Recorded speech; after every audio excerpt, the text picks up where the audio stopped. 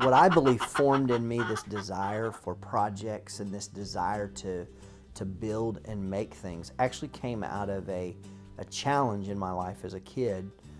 My parents decided when I was in 5th grade, my dad decided that we were going to buy this farm, 80 acres, and we bought this house that was so bad that it was falling apart.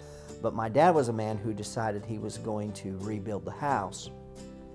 And as he started to rebuild the house, he also worked a full-time job on the side, and he literally got overwhelmed with the project. My dad said, like in the living room, part of the ceiling, the roof was like missing.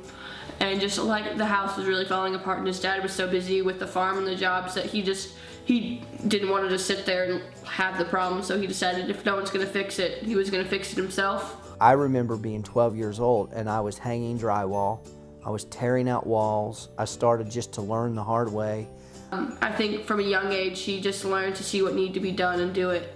I learned a lot of things as a kid just out of necessity, trying to help my father. And so then it just began to stick, and I fell in love with redoing houses and remodeling houses. And so I've always had a project. I've always seen potential. Like I'll look at something that has potential and I'll want to restore it or get it to what it was made to be.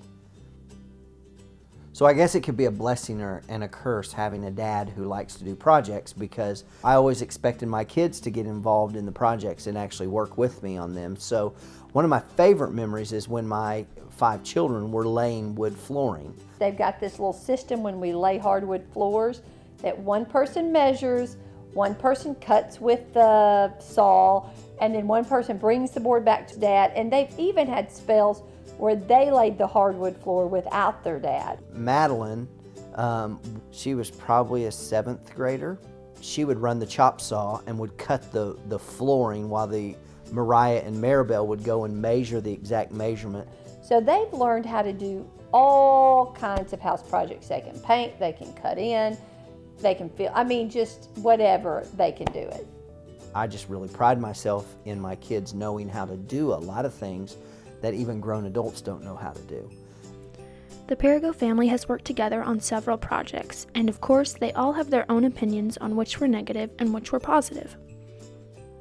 My least favorite remodel was we call it Fall Street. Fall Street was fun because we got Sonic every day. Hated it. Fall Street was this old house. It was probably 110 years old, and my husband gutted it down to the lab and plaster, which is basically down to the studs.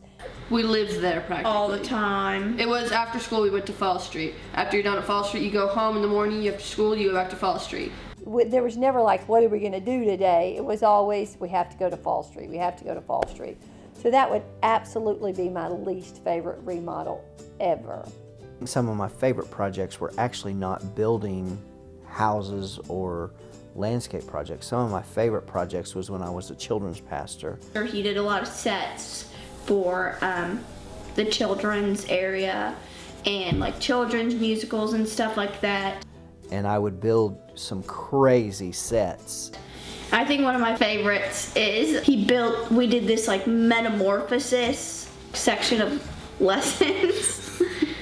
And we basically built like these huge butterflies that were like huge, and then we made like this dragon that was also ginormous. We did some fun things, like we had our stage was a real grass lawn. Like you would walk inside the building, we had real grass on the stage.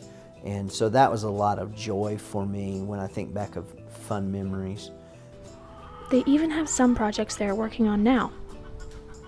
So projects I have going on right now is my yard, both in the front yard and the backyard.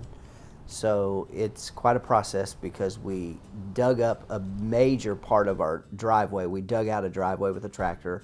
We hauled all that dirt to the front of the yard and built the front yard up. I have retaining walls to build. Then in the backyard, I'm building a fence out of old white oak that makes it look like this old rustic fence, and I'm putting garden planters in front of that. I've built a chicken coop, and I'm in the middle of finishing a shed that the chicken coop is attached to. So we're redoing the whole backyard kind of process, and I'm using materials I have and different materials I find. So it's kind of fun to create it. Though it appears Brant Perigo's main concern is restoring buildings, that couldn't be farther from the truth.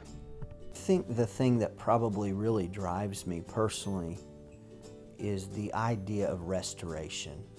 And probably what motivates me more is not so much the building of buildings, but the whole idea of restoring people, of restoring a community, of restoring a city. And one of my favorite verses is a passage out of Isaiah chapter 58 in the Bible. It actually talks about becoming the kind of people that will rebuild and restore a culture and a society. And so that's just one of my favorite passages that I think God's wired me up for restoration of people, of a community. And the projects I've done are really just practice for the bigger thing that I think God wants to do, and that's to bless people, to bless a community and bless a city. And it's going to involve going to broken down places to see things restored.